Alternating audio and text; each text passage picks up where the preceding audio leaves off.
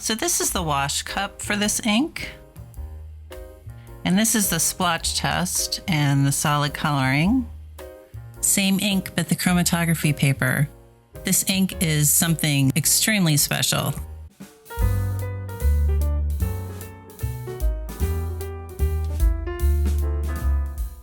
Hello everyone, welcome back or welcome. My name is Addie and today we're going to be talking about an ink from Birmingham Pen Company, Bearing Grease. This ink, as you can see in the vial, clings to the side. It has a lot of viscosity. By just looking at the vial, it's hard to even tell what color it is.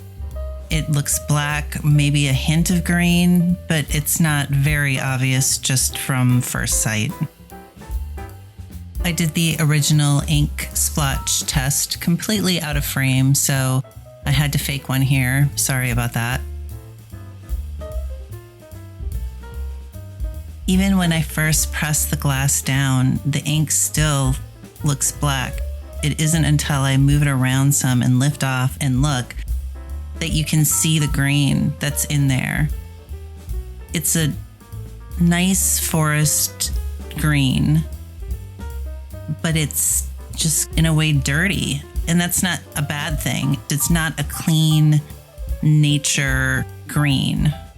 I guess I should say right now that I'll probably use a lot of negative words to describe this ink. And I want you to understand that I'm not saying anything bad about the ink. It's actually one of the things that I love about this ink is the fact that it invokes feelings that I don't get from other inks.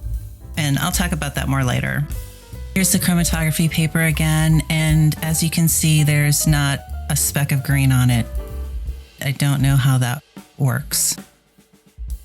While I do this writing sample, I'll read to you what it says on Birmingham Pen Company's site about this ink. It says, Bearing Grease ink oozes on the page with the rich, ultra-deep greens and blacks of worn-out Bearing lubricant. The shade is built with a very saturated colorant recipe and is oddly produced with a super concentration of green, red, and blue colorant. Use a medium point grade nib or broader for the best performance and prepare for the possibility of a bit of extra pen cleaning. It's a Keystone ink formula and comes in a 60 milliliter bottle, and the cost regular retail is $25. It is a sheening ink, so it does have special properties, and those tend to be a little bit higher priced on Birmingham's site. It's very saturated with no shading and I would say a medium wetness, but good flow. The dry time is average in my opinion. The writing experience overall is good. The ink didn't give me any issues with skipping or feathering or with railroading in flex pens. It didn't spread. The quality is clearly there. Now that the ink splotches dry, you can see the black sheen that this ink has, which really adds to its character and the whole feeling of it being some sort of industrial byproduct that you're writing with. Something I know I'm interested in is that the sheen actually dries and doesn't smear, which is important to me with sheening inks. I decided to do the large colored bottles and the swabs at the bottom of the cards with my Kakamori stainless steel nib, which I don't think was the best idea with this because the ink is so dark when it's concentrated. I probably would have been better off using a Q-tip. But that being said, you can see how it looks almost like oil, like just straight oil that you're writing with. And to me, it's one of the coolest things because how often do you feel like you're writing with something besides ink? It really feels like you're writing with used up bearing grease. There are so many inks out there that evoke the idea of a flower or the idea of water or the idea of a night sky, but this feels like the thing that it is called. And I don't know that I know of any other ink that does that. And if there are inks that do that, I don't know that they can possibly do it as well as this one has. It really is like almost a work of art. Is it a pretty ink? No, I don't think it's pretty at all. I think it's, like I said before, dirty. It feels old, but that's what's great about it. I have hundreds of pretty inks and pretty blues and pretty pinks, but I don't have anything that feels like this. And this ink to me is completely about the feeling of using it. The stainless steel nib did not show any of the grains, and I wanted to pull some of those out for the card. So I did end up taking a Q-tip and slightly blurring the edges to pull some of the ink out in order to even show the grain. And speaking of sheen, just look at this. It's just almost glossy and just an odd color and murky. And then on top of everything else about this ink, it does this. You wash it out in water to clean your nib, and it's this neon, bright, fluorescent green. Where did that even come from? It doesn't match the ink at all. It's like an entirely different color. So that's fun and strange and unexpected, definitely. I wouldn't call this ink water resistant at all.